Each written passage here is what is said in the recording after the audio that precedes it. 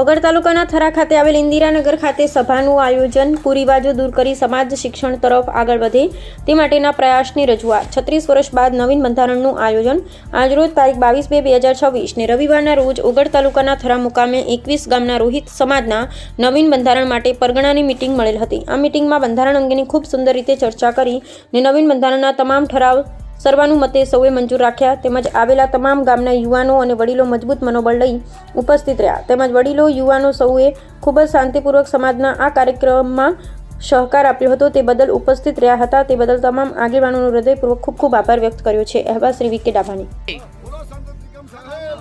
જય જય। હવે આપણે તારીખ 22/2/2026 આજે થરા ખાતે સગત માના મંદિરે આપણે 21 ગામના પરગણાના બધા આગેવાનો ભેગા થઈ અને નવીન પત્રિકા બનાવવાનું આયોજન કરેલ, જે બધાએ સર્વસંમતિ આપેલ છે। તો આ સર્વસંમતિ આપી અને 21 ગામમાંથી બધા પરગણાના આગેવાનો અહીંયા ભેગા થયા, સાથ સહકાર આલ્યો અને અમારા બુકલેવાસ, મકવાણા પરિવાર, શેખવા પરિવાર અને કોમલપુરા પરિવાર તરફથી આ ભોજનનું આયોજન કર્યું અને બધાના ગામોને બોલાયા। એ બદલ હું 4 વાસના મેટલાના આગેવાનોને અને 21 ગામના આગેવાનોને અને સમગ્ર દલિત સમાજને હું ખૂબ ખૂબ આભાર માનું છું અને અમારાથી કોઈ નાની મોટી ભૂલ થઈ હોય તો સર્વ સમાજને કહું છું અમને માફ કરે। જય ભીમ, જય રવિદાસ ભગવાન।